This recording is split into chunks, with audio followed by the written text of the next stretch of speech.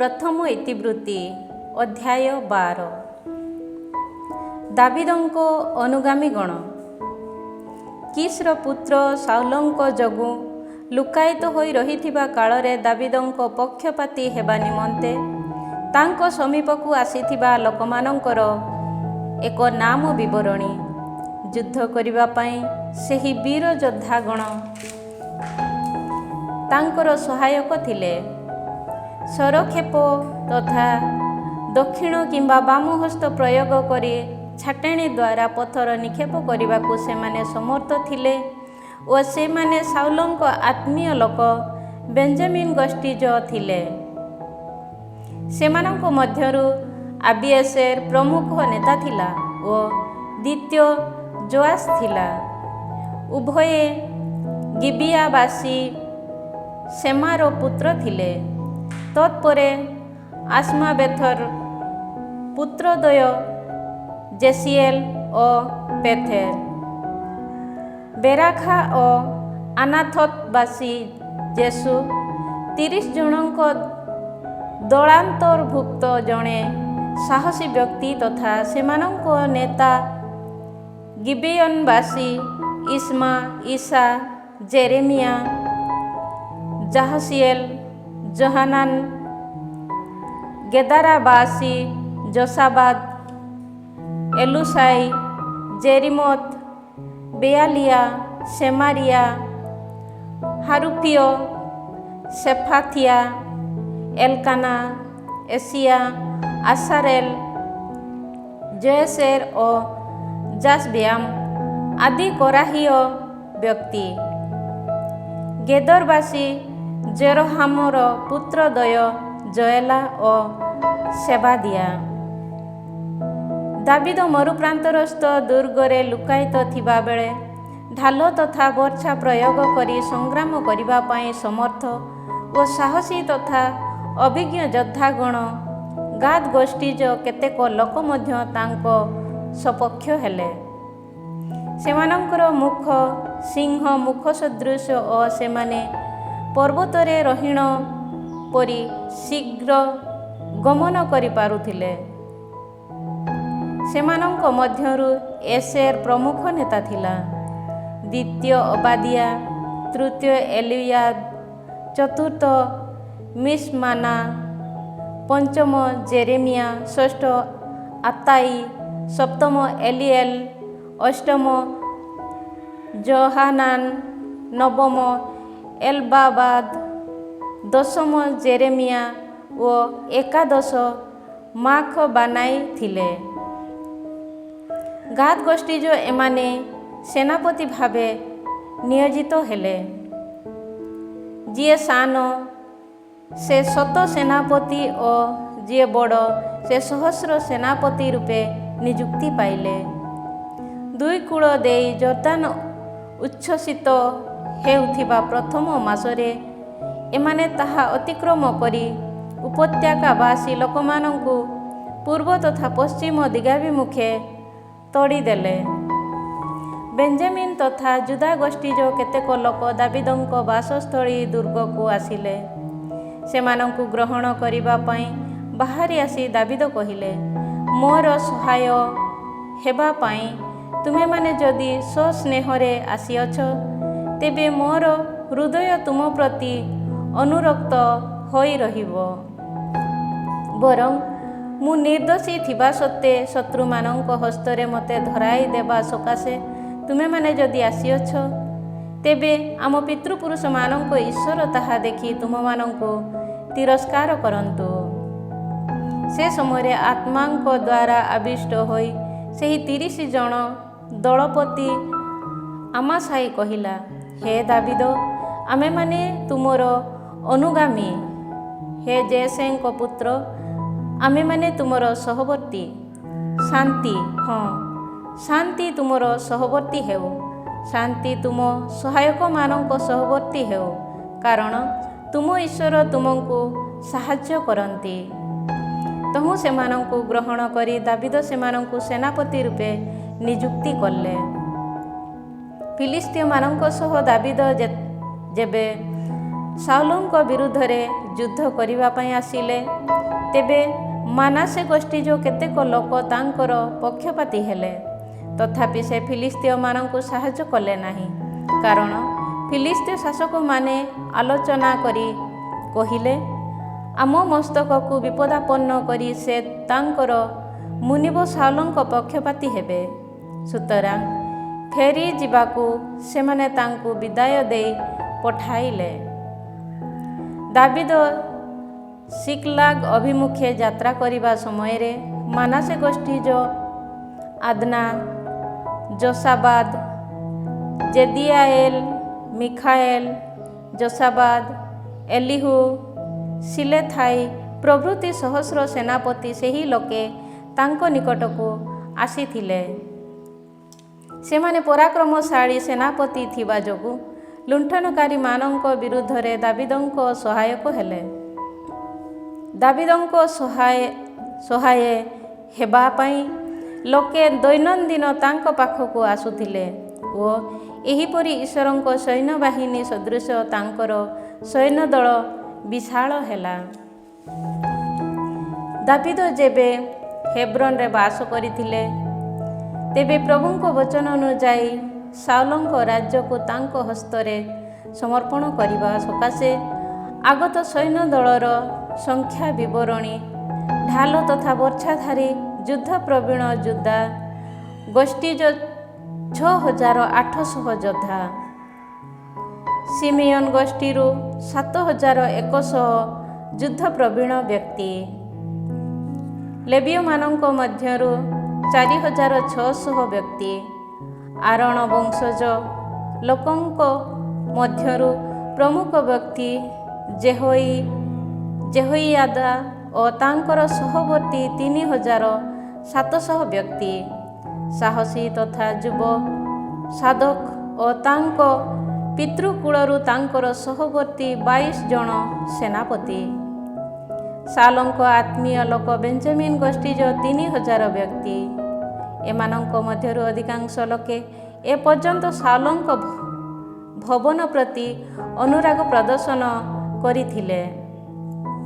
ପରାକ୍ରମୀ ତଥା ନିଜ କୂଳ ମଧ୍ୟରେ ବିଖ୍ୟାତ ଏଫ୍ରାଏମ ଗୋଷ୍ଠୀ 20,800 ବ୍ୟକ୍ତି, ମାନାସେର ଅର୍ଦ୍ଧଗୋତ୍ରରୁ 18,000 ବ୍ୟକ୍ତି। ଦାବୀଦଙ୍କୁ ରାଜା ରୂପେ ନିଯୁକ୍ତ କରିବା ପାଇଁ ଏହିମାନେ ବିଶେଷ ଭାବେ ନିୟୋଜିତ ହୋଇଥିଲେ। ଇସାକାର ଗୋଷ୍ଠୀରୁ 200 ପ୍ରମୁଖ ନେତା ଓ ସେମାନଙ୍କ ଅଧୀନସ୍ଥ ସେମାନଙ୍କ ସମସ୍ତ ଆତ୍ମୀୟ ବ୍ୟକ୍ତି। ଇସ୍ରାଏଲ ଯଥା ସମୟରେ ଯାହା ସାଧନ କରିବା ଆବଶ୍ୟକ ଥିଲା, ଏହିମାନେ ସେ ସମ୍ବନ୍ଧରେ ଅଭିଜ୍ଞ ଥିଲେ। ସେବୁଲୁନ ଗୋଷ୍ଠୀରୁ ସର୍ବବିଧ ଅସ୍ତ୍ରଧାରୀ, ଯୁଦ୍ଧ କରିବାକୁ ନିପୁଣ ଓ ଏକଚିତ୍ତରେ ଦାବୀଦଙ୍କ ସହାୟ ହେବା ପାଇଁ ଉତ୍ସାହୀ 50,000 ଯୋଦ୍ଧା। ନାପଥାଲି ଗୋଷ୍ଠୀର 1,000 ସେନାପତି ଓ ସେମାନଙ୍କ ସହଗାମୀ 37,000 ବ୍ୟକ୍ତି। ଏହିମାନେ ଢାଲ ତଥା ବର୍ଚ୍ଛାଧାରୀ ଥିଲେ। ଯୁଦ୍ଧ ପାଇଁ ସଶସ୍ତ୍ରଧାରୀ ଦାନ ଗୋଷ୍ଠୀ 28,600 ବ୍ୟକ୍ତି। ଆସେର ଗୋଷ୍ଠୀରୁ ଯୁଦ୍ଧ କରିବା ପାଇଁ ସୁସଜ୍ଜିତ 40,000 ଯୋଦ୍ଧା। ଜର୍ଦାନର ଅପର ପାର୍ଶ୍ୱସ୍ଥ ରେଉବେନ ତଥା ଗାଦ ଗୋଷ୍ଠୀ ଓ ମାନାସେର ଅର୍ଦ୍ଧଗୋତ୍ରରୁ ସର୍ବବିଧ ଅସ୍ତ୍ରଧାରୀ 1,20,000 ବ୍ୟକ୍ତି। ଯୁଦ୍ଧ ପାଇଁ ସଜ୍ଜିତ ଏହି ଯୋଦ୍ଧାମାନେ ଦାବୀଦଙ୍କୁ ସମଗ୍ର ଇସ୍ରାଏଲରୁ ରାଜା ରୂପେ ନିୟୋଜିତ କରିବା ପାଇଁ ଦୃଢ଼ ସଂକଳ୍ପ ହୋଇ ହେବ୍ରୋନକୁ ଆସିଲେ। ସେହିପରି ଅନ୍ୟ ସମସ୍ତ ଇସ୍ରାଏଲୀୟ ଜନତା ମଧ୍ୟ ଦାବୀଦଙ୍କୁ ରାଜା ରୂପେ ନିଯୁକ୍ତ କରିବା ପାଇଁ ଏକମନା ଥିଲେ। ନିଜ ଭ୍ରାତାମାନଙ୍କ ଦ୍ୱାରା ପାକ ହୋଇଥିବା ଖାଦ୍ୟ ଆହାର କରି ଓ ପାନ କରି ସେମାନେ 3 ଦିନ ଧରି ଦାବୀଦଙ୍କ ଗହଣରେ ଅବସ୍ଥାନ କଲେ। ସୁଦୂରସ୍ଥ ଇସାକାର, ସେବୁଲୁନ ତଥା ନାପଥାଲି ଓ ସମୀପବର୍ତ୍ତୀ ସେମାନଙ୍କ ଆତ୍ମୀୟମାନେ ଗଧ, ଓଟ, ଖଚର ତଥା ବଳଦ ସମୂହର ପୃଷ୍ଠ ଦେଶରେ ମଇଦାରୁ ନିର୍ମିତ ପ୍ରଚୁର ଖାଦ୍ୟ, ଡିମିରି ଫଳରୁ ନିର୍ମିତ ପିଷ୍ଟକ, ଶୁଷ୍କ ଦ୍ରାକ୍ଷା ଫେଣ୍ଡା, ଦ୍ରାକ୍ଷାରସ ତୈଳ ପ୍ରଭୃତି ଖାଦ୍ୟ ପଦାର୍ଥ ଏବଂ ବଳଦ ତଥା ମେଷମାନଙ୍କୁ ସଙ୍ଗରେ ନେଇ ଆସିଥିଲେ, କାରଣ ଇସ୍ରାଏଲରେ ଆନନ୍ଦ ବିରାଜୁଥିଲା। ଅଧ୍ୟାୟ 13। କିରିୟାତ ଜେଆମିର ଠାରୁ ସିନ୍ଧୁକର ଆନୟନ।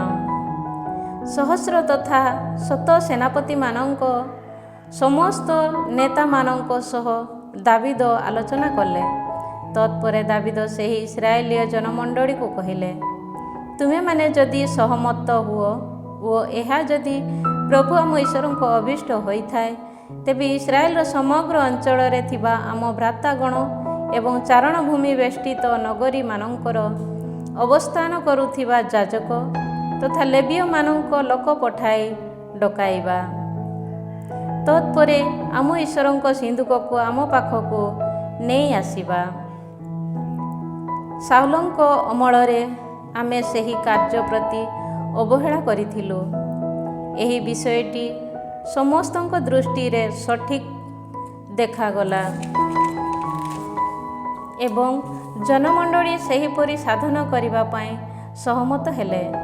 କିରିୟାତ ଜେଆରିମ୍ ଠାରୁ ଈଶ୍ୱରଙ୍କ ସିନ୍ଧୁକକୁ ନେଇ ଆସିବା ପାଇଁ ଇଜିପ୍ଟର ସିହର ଠାରୁ ହାମାଥର ପ୍ରବେଶ ପଥ ପର୍ଯ୍ୟନ୍ତ ବିସ୍ତୃତ ଦେଶବାସୀ ଇସ୍ରାଏଲମାନଙ୍କୁ ଡାକି ଦାବିଦ ଏକତ୍ରିତ କଲେ।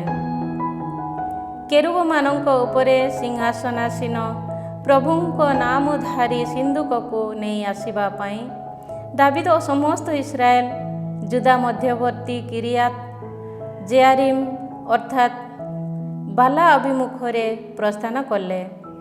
ସେମାନେ ଆବିନାଦାବଙ୍କ ଗୃହକୁ ଈଶ୍ୱରଙ୍କ ସିନ୍ଧୁକ ନେଇ ଏବଂ ଏକ ନୂତନ ଶକଟ ଉପରେ ବୋହି ଆଣିଲେ। ଉଷା ଓ আহিୟ ସଙ୍କଟ ଚଳାଉଥିଲେ। ଦାବିଦ ଓ ସମସ୍ତ ଇସ୍ରାଏଲୀୟ ଜନତା ସାରଙ୍ଗୀ, ବୀଣା, ଖଞ୍ଜଣି, ମନ୍ଦିରା ତଥା ତୁରୀ ବାଦନ କରି ଈଶ୍ୱରଙ୍କ ସନ୍ନିଧାନରେ ଆନନ୍ଦଚିତ ତଥା ସର୍ବଶକ୍ତି ପ୍ରଦର୍ଶନ ପୂର୍ବକ ଗାନ କଲେ। ସେମାନେ କିଦନର ଶସ୍ୟଖୋଳା ସ୍ଥାନରେ ଆସି ପହଞ୍ଚିବା ସମୟରେ ବଳଦ ଝୁଣ୍ଟି ପଡ଼ିବା ଯୋଗୁଁ ସିନ୍ଧୁକକୁ ଧରି ରଖିବା ଉଦ୍ଦେଶ୍ୟରେ ଉଷା ନିଜ ହସ୍ତ ବିସ୍ତାର କଲା। ତହୁଁ ପ୍ରଭୁଙ୍କ କ୍ରୋଧାଗ୍ନି ଉଷା ବିରୁଦ୍ଧରେ ପ୍ରଜ୍ୱଳିତ ହେଲା।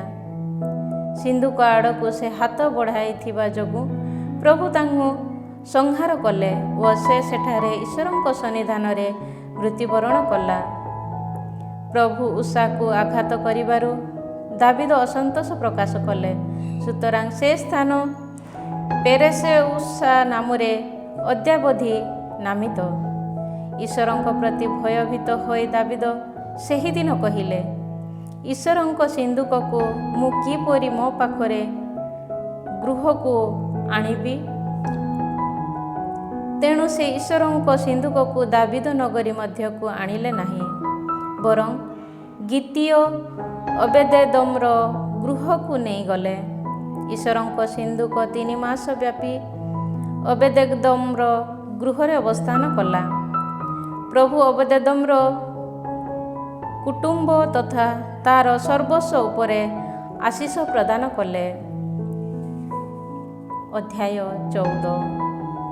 ଦାବିଦଙ୍କ ପ୍ରାସାଦ ଓ ପୁତ୍ରଗଣ। ତୀର ରାଜା ହିରାମ ଦାବିଦଙ୍କ ନିକଟକୁ ଦୂତଗଣ ଓ ତାଙ୍କ ପାଇଁ ଏକ ପ୍ରାସାଦ ନିର୍ମାଣ କରିବା ସକାଶେ ଦେବଦାରୁ କାଠ ତଥା ରାଜମିସ୍ତ୍ରୀ ଓ ବଢ଼େଇମାନଙ୍କୁ ପଠାଇଲେ।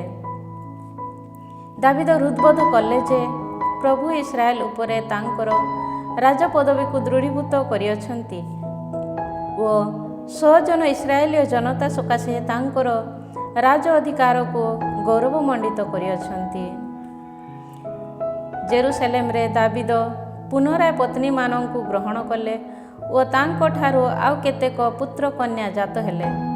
ଜେରୁସାଲେମରେ ଜାତ ତାଙ୍କର ପୁତ୍ରମାନେ ହେଲେ ସାମୁଆ, ଜୋବାବ, ନାଥାନ, ସଲୋମନ, ଇବହାର, ଏଲିସୁଆ, ଏଲପେଲେତ, ନଗା, ନେଫେର, ଜାଫିଆ, ଏଲିଆମା, ବେଲିଆଦା ଓ ଏଲିପେଲେତ।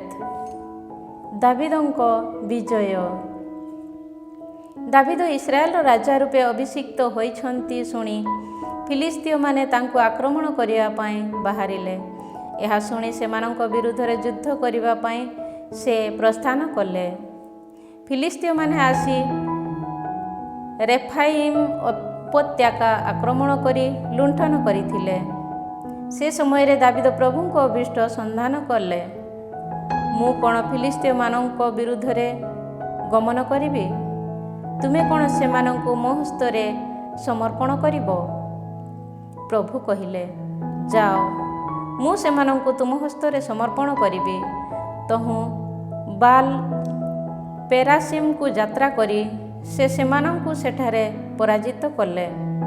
ଦାବିଦ କହିଲେ, ପ୍ରଳୟଙ୍କାରୀ ବନ୍ୟା ତୁଲ୍ୟ ପ୍ରଭୁ ମୋ ହସ୍ତ ଜରିଆରେ ମୋର ଶତ୍ରୁମାନଙ୍କୁ ଭେଦ କରିଅଛନ୍ତି। ସୁତରାଂ ସେ ସ୍ଥାନ ବାଲ୍ ପେରାସିମ୍ ନାମରେ ଅଭିହିତ ହେଲା।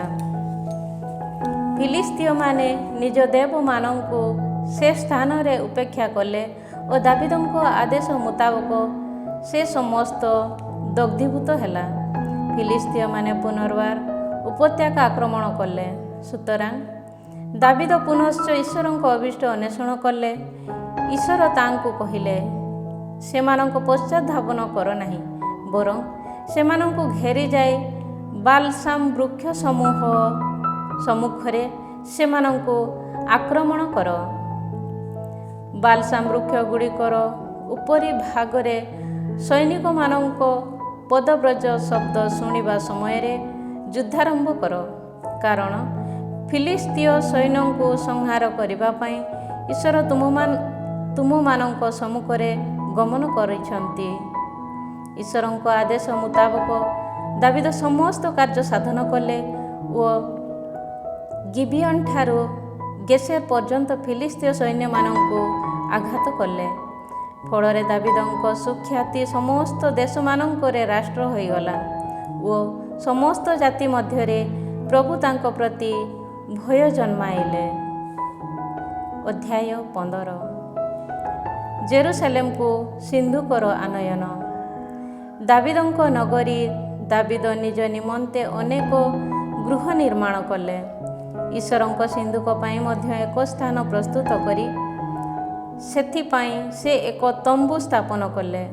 ତତ୍ପରେ ଦାବିଦ କହିଲେ, ପ୍ରଭୁଙ୍କ ସିନ୍ଧୁକ ବହନ କରିବା ଓ ତାହାଙ୍କ ସନ୍ନିଧାନରେ ସେବା କାର୍ଯ୍ୟ କରିବା ପାଇଁ ମନୋନୀତ ଲେବୀୟମାନଙ୍କ ବ୍ୟତୀତ ଅନ୍ୟ କେହି ଈଶ୍ୱରଙ୍କ ସିନ୍ଧୁକକୁ ବହନ ନ କରୁ। ଏହାପରେ ତାଙ୍କ ଦ୍ୱାରା ପ୍ରସ୍ତୁତ ସ୍ଥାନକୁ ପ୍ରଭୁଙ୍କ ସିନ୍ଧୁକକୁ ଘେନି ଆସିବା ପାଇଁ ଦାବିଦ ଇସ୍ରାଏଲୀୟମାନଙ୍କୁ ଜେରୁସାଲେମରେ ଏକତ୍ରିତ କଲେ। ଆରୋନଙ୍କ ପୁତ୍ରଗଣ ତଥା ଲେବୀୟମାନଙ୍କୁ ସେ ସମବେତ କଲେ। ସେମାନେ ଥିଲେ କୋହାତୀୟ କୁଳପତି ଉରିଏଲ ଓ ତାର 120 ଜଣ ଭ୍ରାତା, ମେରାରୀୟ କୁଳପତି ଆସାଇୟା ଓ ତାର 220 ଜଣ ଭ୍ରାତା, ଗେର୍ଶମୀୟ କୁଳପତି ଜୋଏଲ ଓ ତାର 130 ଜଣ ଭ୍ରାତା, ଏଲିସାଫାନୀୟ କୁଳପତି ସେମାଇୟା ଓ ତାର 200 ଜଣ ଭ୍ରାତା, ହେବ୍ରୋନୀୟ କୁଳପତି ଏଲିଏଲ ଓ ତାର 80 ଜଣ ଭ୍ରାତା, ଉସିଏଲୀୟ କୁଳପତି ଆମିନାଦାବ ଓ ତାର 112 ଜଣ ଭ୍ରାତା। ଏହାପରେ ଯାଜକ ସାଦୋକ ଓ ଆବିଆଥାର ଏବଂ ଲେବୀୟ ଉରିଏଲ, ଆସାଇୟା, ଜୋଏଲ, ସେମାଇୟା, ଏଲିଏଲ ଓ ଆମିନାଦାବଙ୍କୁ ଆହ୍ୱାନ କରି ଦାବିଦ କହିଲେ, ତୁମେମାନେ ଲେବୀୟ ଗୋଷ୍ଠୀଜ କୁଳପତି ଅଟ। ଇସ୍ରାଏଲର ପ୍ରଭୁ ଈଶ୍ୱରଙ୍କ ସିନ୍ଧୁକକୁ ନେଇ ଆସି ସେଥିପାଇଁ ମୋ ଦ୍ୱାରା ପ୍ରସ୍ତୁତ ସ୍ଥାନରେ ଉପସ୍ଥାପିତ କରିବା ନିମନ୍ତେ ତୁମମାନଙ୍କୁ ତଥା ତୁମ ଭ୍ରାତାମାନଙ୍କୁ ଶୁଦ୍ଧପୂତ କର। ପ୍ରଥମ ଥର ତୁମେମାନେ ତାହା ବହନ କରି ନଥିଲ। ନିର୍ଦ୍ଦିଷ୍ଟ ବିଧାନାନୁଯାୟୀ ତାହା ବୁହା ନ ହୋଇଥିବା ହେତୁ ପ୍ରଭୁ ସେ ସମୟରେ ଆମକୁ ଆଘାତ କଲେ। ସୁତରାଂ ଜୋଏଲର ପ୍ରଭୁ ଈଶ୍ୱରଙ୍କ ସିନ୍ଦୁକକୁ ନେଇ ଆସିବା ପାଇଁ ଯାଜକ ତଥା ଲେବୀୟମାନେ ନିଜ ନିଜକୁ ଶୁଦ୍ଧପୂତ କଲେ। ମୋଶେସଙ୍କ ଜରିଆରେ ପ୍ରଭୁ କଥିତ ବଚନ ଅନୁଯାୟୀ ଲେବୀୟମାନେ ଈଶ୍ୱରଙ୍କ ସିନ୍ଦୁକକୁ ତାର ଦଣ୍ଡଗୁଡ଼ିକ ସମେତ ନିଜ ନିଜ କାନ୍ଧରେ ବହନ କଲେ। ବୀଣା, ସାରଙ୍ଗୀ, ମନ୍ଦିରା ପ୍ରଭୃତି ବାଦ୍ୟଯନ୍ତ୍ର ଉପଯୋଗ କରି ଉଚ୍ଚ ସ୍ୱରରେ ଆନନ୍ଦ ଧ୍ୱନି କରିବା ପାଇଁ ଗାୟକ ରୂପେ ନିଜ ଭ୍ରାତାମାନଙ୍କୁ ନିୟୋଜିତ କରିବାକୁ ଦାବିଦ ଲେବୀୟ କୁଳପତିମାନଙ୍କୁ ନିର୍ଦ୍ଦେଶ କଲେ। ସୁତରାଂ ଜୋଏଲର ପୁତ୍ର ହେମାନ ତାର ଆତ୍ମୀୟ ବେରେଖିଆର ପୁତ୍ର ଆସାପ ଓ ମେରିଆର କୁଳରୁ କୁଶାଇୟାର ପୁତ୍ର ଏଥାନକୁ ଲେବୀୟମାନେ ନିଯୁକ୍ତି କଲେ। ସେମାନଙ୍କ ସହ ଦ୍ୱିତୀୟ ପଦ ବିଶିଷ୍ଟ ସେଖାରିଆ, ଜାସିଏଲ, ସେମିରାରତ, ଜେହିଏଲ, ଉନ୍ନି, ଏଲିଆବ, ବେନାଇୟା, ମାସେଇୟା, ମାତିଭିଆ, ଏଲିଫେଲେହୁ, ମିକନେଇୟା ଓ ଦ୍ୱାରରକ୍ଷୀମାନଙ୍କ ମଧ୍ୟରୁ ଅବେଦେଦମ ଓ ଜେଇଏଲ ନିଯୁକ୍ତି ହେଲେ। ଗାୟକ ହେମାନ, ଆସାପ ଓ ଏଥାନ ପିତ୍ତଳ ମନ୍ଦିରା ବାଦନ କରିବା। ସେଖାରିଆ, ଆସିଏଲ, ମେସିରାମତ, ଜେହିଏଲ, ଉନି, ଏଲିଆବ, ମାସେଇୟା ଓ ବେନାଇୟା ଆଲାମତ ରାଗ ଅନୁଯାୟୀ ବୀଣା ବାଦନ କରିବା ଏବଂ ମାତିତିଆ, ଏଲିଫେଲେହୁ, ମିକନେଇୟା, ଅବେଦେମେଦମ, ଜେଇଏଲ ଓ ଆସୋସିଆ ସେମିନିତ ରାଗ ଅନୁଯାୟୀ ସାରଙ୍ଗୀ ବାଦନ କରିବା ପାଇଁ ନିୟୋଜିତ ହେଲେ। ଲେବୀୟ ଗାୟକ ନେତା କେନାଇୟା ସଙ୍ଗୀତ ବିଦ୍ୟାରେ ପ୍ରବୀଣ ଥିବାରୁ ଗାୟକ ଦଳର ନେତୃତ୍ୱ ନେଲା। ବେରେଖିଆ ଓ ଏଲକାନା ସିନ୍ଦୁକର ଦ୍ୱାରରକ୍ଷୀ ରୂପେ ନିଯୁକ୍ତି ହେଲେ। ସେବାନିଆ, ଯୋଶାଫାତ, ନେଥାନେଲ, ଆମାସାଇ, ସେଖାରିଆ, ବେନାଇୟା, ଏଲିଏସେର ପ୍ରଭୃତି ଯାଜକମାନେ ଈଶ୍ୱରଙ୍କ ସମ୍ମୁଖରେ ଭେରୀ ବାଦନ ରୂପେ ଏବଂ ଅବେଦେମେଦମ ଓ ଜେହିୟା ମଧ୍ୟ ସିନ୍ଦୁକର ଦ୍ୱାରରକ୍ଷୀ ରୂପେ ନିଯୁକ୍ତି ହେଲେ। ଏହାପରେ ଦାବିଦ ଇସ୍ରାଏଲୀୟ ବୟୋଜ୍ୟେଷ୍ଠ ଓ ସହସ୍ର ସେନାପତିମାନେ ଅବେଦେମେଦମର ଗୃହରୁ ପ୍ରଭୁଙ୍କ ବ୍ୟବସ୍ଥା ସିନ୍ଦୁକକୁ ଆଣିବା ପାଇଁ ଆହ୍ଲାଦ ପୂର୍ବକ ପ୍ରସ୍ଥାନ କଲେ। ବ୍ୟବସ୍ଥା ସିନ୍ଦୁକ ବାହକ ଲେବୀୟମାନଙ୍କୁ ପ୍ରଭୁ ସାହାଯ୍ୟ କଲେ ଓ ସେମାନେ 7ଟି ବଳଦ ତଥା ପୁଙ୍ଗ ମେଷକୁ ନୈବେଦ୍ୟ ରୂପେ ଉତ୍ସର୍ଗ କଲେ। ଦାବିଦ ସିନ୍ଦୁକ ବାହକ ଲେବୀୟମାନେ ଗାୟକ ବୃନ୍ଦ ଓ ଗାୟକ ଦଳର ନେତା କେନାନିୟା ସୂକ୍ଷ୍ମ ରୂପେ ବୁଣା ଯାଇଥିବା ଶଣ ବସ୍ତ୍ର ପରିହିତ ହୋଇଥିଲେ। ଦାବିଦ ଶଣ ବସ୍ତ୍ର ନିର୍ମିତ ଗୋଟିଏ ଏଫୋଦ ମଧ୍ୟ ପରିଧାନ କରିଥିଲେ। ଶିଙ୍ଗ, ଭେରୀ ତଥା ମନ୍ଦିରା ଧ୍ୱନିତ କରି ଓ ବୀଣା ତଥା ସାରଙ୍ଗୀ ବାଦନ କରି ଇସ୍ରାଏଲୀୟମାନେ ଚିତ୍କାର ପୂର୍ବକ ପ୍ରଭୁଙ୍କ ବ୍ୟବସ୍ଥା ସିନ୍ଦୁକକୁ ଘେନି ଆସିଲେ। ଦାବିଦଙ୍କ ନଗରୀକୁ ପ୍ରଭୁଙ୍କ ବ୍ୟବସ୍ଥା ସିନ୍ଦୁକ ଅଣାହେବା ବେଳେ ସାଉଲଙ୍କ କନ୍ୟା ମିଖାଲ ଝରକା ଦେଇ ଦୃଷ୍ଟିପାତ କରି ରାଜା ଦାବିଦ ଆହ୍ଲାଦପୂର୍ବକ ନୃତ୍ୟ ତଥା ଗାନ କରୁଥିବା ଦେଖିଲା ଓ ସେ ତାଙ୍କୁ ମନରେ ଅବମାନନା କଲା। ଅଧ୍ୟାୟ 16। ଈଶ୍ୱରଙ୍କ ସିନ୍ଦୁକ ନେଇ ଆସି ଦାବିଦଙ୍କ ଦ୍ୱାରା ପ୍ରସ୍ତୁତ ଶିବିରରେ ସେମାନେ ଉପସ୍ଥାପିତ କଲେ। ତତ୍ପରେ ସେମାନେ ଈଶ୍ୱରଙ୍କ ସନ୍ନିଧାନରେ ହୋମବଳି ତଥା ଶାନ୍ତି ବଳି ଉତ୍ସର୍ଗ କଲେ। ହୋମବଳି ତଥା ଶାନ୍ତି ବଳିର ଉତ୍ସର୍ଗ ସମାପ୍ତି ଲାଭ କଲା ପରେ ଦାବିଦ ପ୍ରଭୁଙ୍କ ନାମରେ ଜନତାକୁ ଆଶୀର୍ବାଦ କଲେ। ଇସ୍ରାଏଲୀୟ ପୁରୁଷ ତଥା ମହିଳା ପ୍ରଭୃତି ସମସ୍ତଙ୍କୁ ଖଣ୍ଡିଏ ରୁଟି, ଖଣ୍ଡିଏ ମାଂସ ଓ ଶୁଷ୍କ ଦ୍ରାକ୍ଷାରୁ ପ୍ରସ୍ତୁତ ଖଣ୍ଡିଏ ପିଷ୍ଟକ ସେ ଦାନ କଲେ।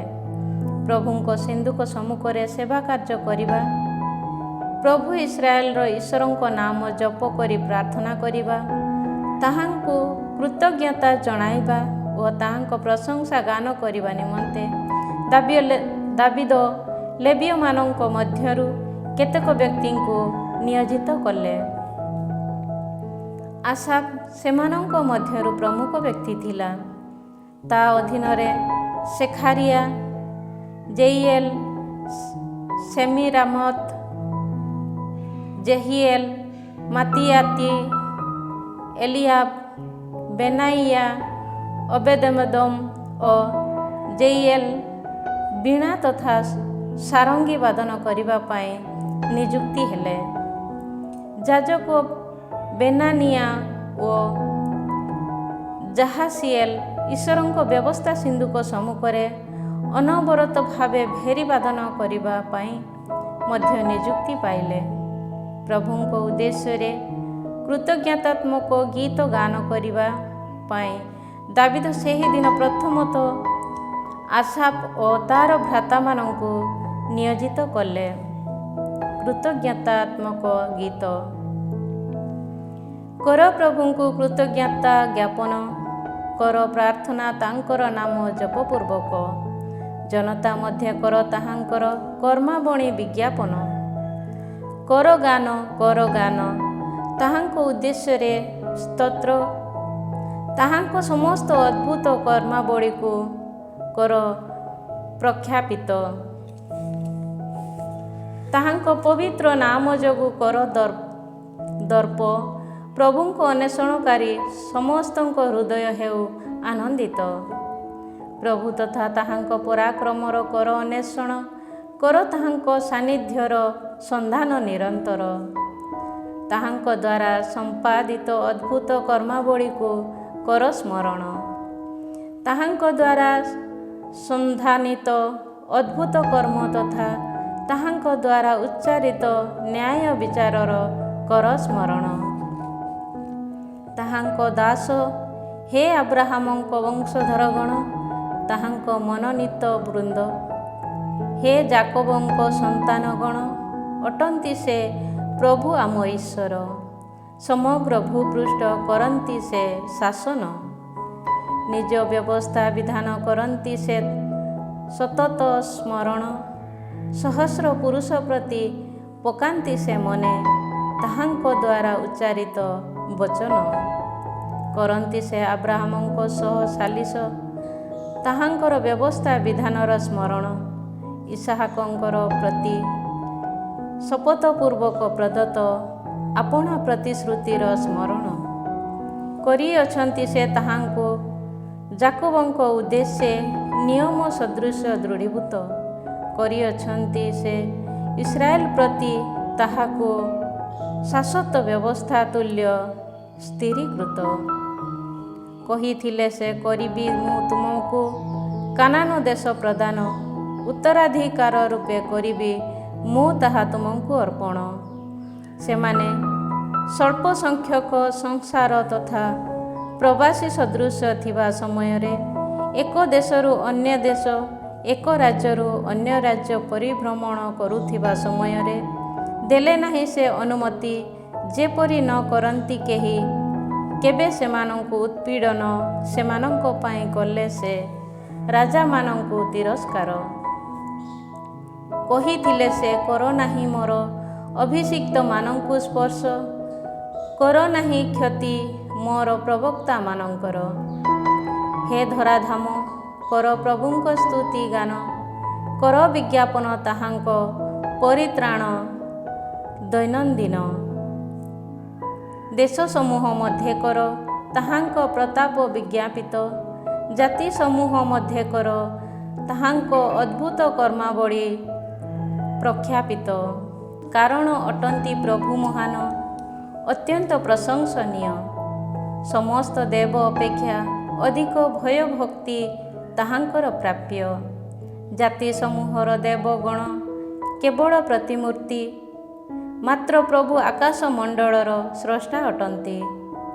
ଶ୍ରଦ୍ଧା ତଥା ପ୍ରତାପ କରେ ତାହାଙ୍କୁ ପରିବେଷ୍ଟନ, ପରାକ୍ରମ ତଥା ଆନନ୍ଦ କରେ ତାହାଙ୍କ ଆଳୟ ମଣ୍ଡନ। ହେ ଜାତି ସମୂହର ପରିବାର ବୃନ୍ଦ, କର ପ୍ରଭୁଙ୍କର କୀର୍ତ୍ତନ। ପ୍ରଭୁଙ୍କ ମହତ ତଥା ପରାକ୍ରମ କର କୀର୍ତ୍ତନ। କର ତାହାଙ୍କ ନାମକୁ ଯଥାଯୋଗ୍ୟ ମହିମାନ୍ୱିତ। ତାଙ୍କ ସନ୍ନିଧାନକୁ ଆସି କର ନୈବେଦ୍ୟ ଉତ୍ସର୍ଗ। କର ପବିତ୍ର ଆଳୟ ମଧ୍ୟରେ ଆରାଧନା ତାହାଙ୍କର। ହେ ସମଗ୍ର ଧରାଧାମ, ହୁଅ ତାହାଙ୍କ ସମ୍ମୁଖେ ଭୟ କମ୍ପିତ। ହଁ, ସେ ହିଁ କରିଅଛନ୍ତି ସଂସାରକୁ ଦୃଢ଼ ଭାବେ ପ୍ରତିଷ୍ଠିତ। ହେଉ ନଭମଣ୍ଡଳ ଆନନ୍ଦିତ, ହେଉ ଧରାଧାମ ଆହ୍ଲାଦିତ। କରନ୍ତି ପ୍ରଭୁ ରାଜୁତି, କରନ୍ତୁ ଲୋକେ ଜାତି ମଧ୍ୟରେ ଏହା ବିଜ୍ଞାପିତ। କରୁ ସାଗର ତଥା ତନ୍ମଧ୍ୟସ୍ଥ ସମସ୍ତ ଗର୍ଜନ। ହେ ଧରଣୀ ତଥା ତନ୍ମଧ୍ୟସ୍ଥ ସମସ୍ତ ଆହ୍ଲାଦିତ। ଅରଣ୍ୟରେ ବୃକ୍ଷାଦି କରୁ ପ୍ରଭୁଙ୍କ ସନ୍ନିଧାନରେ ଆନନ୍ଦ ଗୀତ ସଂକୀର୍ତ୍ତନ। କାରଣ କରନ୍ତି ପ୍ରଭୁ ଧରାଧାମକୁ ବିଚାର ପାଇଁ ଆଗମନ। ପ୍ରଭୁଙ୍କ ଉଦ୍ଦେଶ୍ୟରେ କର କୃତଜ୍ଞତା ଅର୍ପଣ, କାରଣ ଅଟନ୍ତି ସେ ସର୍ବୋତ୍ତମ। ଯୁଗ ଯୁଗାନ୍ତରେ ଚିରସ୍ଥାୟୀ ତାହାଙ୍କର ସ୍ନେହ ନିରନ୍ତର। କୁହ ଏହା ମଧ୍ୟ ଆମ ପରିତ୍ରାଣର ହେ ଈଶ୍ୱର, କର ଆମକୁ ଉଦ୍ଧାର।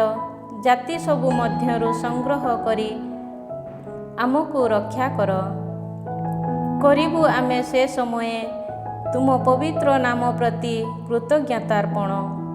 ତୁମର ସ୍ତୁତି ଗାନେ ହେବୁ ଆମେ ଆନନ୍ଦିତ। ଅନାଦି ଠାରୁ ଅନନ୍ତ ପର୍ଯ୍ୟନ୍ତ ହୁଅନ୍ତୁ ପ୍ରଭୁ ଇସ୍ରାଏଲର ଈଶ୍ୱର ଧନ୍ୟ। ସେ ସମୟରେ ସମସ୍ତ ଜନତା ଆମେନ୍ କହି ପ୍ରଭୁଙ୍କୁ ପ୍ରଶଂସା କଲେ। ପ୍ରଭୁଙ୍କ ବ୍ୟବସ୍ଥା ସିନ୍ଧୁକ ସମ୍ମୁଖରେ ଦୈନନ୍ଦିନ ସେବା କାର୍ଯ୍ୟ ଯଥାକ୍ରମେ ସାଧନ କରିବା ପାଇଁ ଆସାଫ ଓ ତାର ଭ୍ରାତାମାନଙ୍କୁ ଦାବିଦ ନିୟୋଜିତ କଲେ। ଅବେଦେମେଦମ ଓ ତାର ସହବର୍ତ୍ତୀ 68 ଭ୍ରାତାଗଣ ମଧ୍ୟ ସେଠାରେ ଉପସ୍ଥିତ ଥିଲେ। ଜେଦୁଥୁନର ପୁତ୍ର ଅବେଦେମେଦମ ଓ ହୋସା ଦ୍ୱାରା ରଖିଥିଲେ। ଯାଜକ ସାଦୋକ ଓ ତାର ଭ୍ରାତାମାନଙ୍କୁ ଗିବେୟନର ଉଚ୍ଚ ପୂଜାସ୍ଥଳୀ ସ୍ଥିତ ପ୍ରଭୁଙ୍କ ଆଳୟର ସେବା କାର୍ଯ୍ୟ କରିବା ପାଇଁ ସେ ନିଯୁକ୍ତି ପ୍ରଦାନ କଲେ। ଇସ୍ରାଏଲ ପାଇଁ ପ୍ରଭୁଙ୍କ ଦ୍ୱାରା ଆଜ୍ଞାପିତ ବିଧାନ ଗ୍ରନ୍ଥରେ ଲିପିବଦ୍ଧ ଆଦେଶ ଅନୁଯାୟୀ ପ୍ରଭାତ ତଥା ପ୍ରଦୋଷରେ ହୋମବଳି ପୀଠ ଉପରେ ସେ ନିରନ୍ତର ହୋମବଳି ଉତ୍ସର୍ଗ କଲେ। ସେମାନଙ୍କ ସହ ହେମାନ, ଜେଦୁଥୁନ ଓ ଅନ୍ୟାନ୍ୟ ସମସ୍ତେ ପ୍ରଭୁଙ୍କ ନିତ୍ୟସ୍ଥାୟୀ ଚିରନ୍ତର ସ୍ନେହ ପ୍ରତି କୃତଜ୍ଞତା ଅର୍ପଣ କରିବାକୁ ନିୟୋଜିତ ହେଲେ। ହେମାନ ଓ ଜେଦୁଥୁନ ପବିତ୍ର ଗୀତିର ଗାନ ସମୟରେ ଭେରୀ, ମନ୍ଦିରା ତଥା ଅନ୍ୟାନ୍ୟ ବାଦ୍ୟ ଉପକରଣ ବାଦନ କଲେ ଓ ଜେଦୁଥୁନର ପୁତ୍ରମାନେ ଦ୍ୱାରରକ୍ଷୀ ରୂପେ ନିୟୋଜିତ ଥିଲେ। ଏହାପରେ ଜନତା ନିଜ ନିଜର ଗୃହକୁ ଫେରିଗଲେ।